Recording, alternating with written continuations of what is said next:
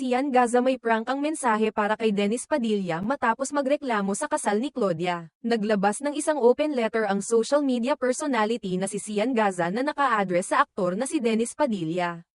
Sa naturang post sa Facebook, tila pamilyar si Sian sa mga isyong kinahaharap ngayon ni Dennis, partikular na ang tungkol sa relasyon nito sa kanyang mga anak. Sa kasalukuyan, mainit pa rin ang usapin tungkol sa pagkadismaya ni Dennis sa kanyang mga anak, matapos ang ilang insidente kung saan tila hindi siya kinikilala o binibigyan ng pagpapahalaga. Gaya na lamang sa kasal ng anak niyang si Claudia Barreto.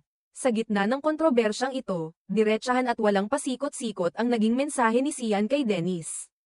Ayon sa kanyang isinulat sa Facebook, hinimok ni Sian si Dennis na tigilan na ang pagbibigay ng paninisi sa kanyang mga anak at sa halip ay tanggapin ang kanyang mga pagkukulang bilang ama. Sa mismong pahayag ni Sian, sinabi niyang, huwag mo na pong pahirapan yung mga anak mo. Ganyan sila sa'yo kasi walang kwentang ama ka noon. Yung pakikitungo ng mga anak natin ay refleksyon kung paano tayo sa kanila noong mga bata pa sila. Binigyang diin ni Sian na ang kasalukuyang relasyon ng mga anak ni Dennis sa kanya ay hindi basta-bastang nagbago lamang o naging malamig ng walang dahilan. Para kay Sian, may ugat ang lahat ng ito sa kung paano naging ama si Dennis noong panahon na kailangan siya ng kanyang mga anak, sa panahon ng kanilang pagkamusmos at paglaki. Ayon pa sa kanya, ang mga anak ay hindi basta naglalayo ng loob kung sila ay nakaramdam ng pagmamahal, respeto, at pagkalinga mula sa kanilang mga magulang. Bagamat hindi ito opisyal na kumpirmado.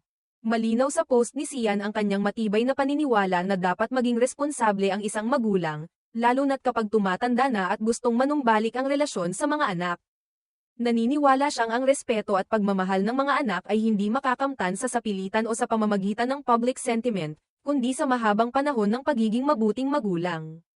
Sa kanyang open letter, tila nais iparating ni Sian na imbes na magsisi sa huli, dapat sana ay mas pinahalagahan noon ni Dennis ang pagiging ama sa kanyang mga anak.